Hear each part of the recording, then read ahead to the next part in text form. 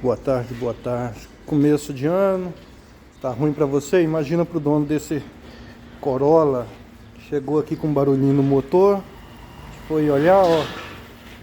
Olha o prejuízo. Olha isso, rapaziada. Já era. Olha esse prejuízo no começo de ano. Olha aí. Tá ruim pra você? Imagina pra ele, hein? Agora ele chora. Agora ele chora mesmo. Não tem como, já era.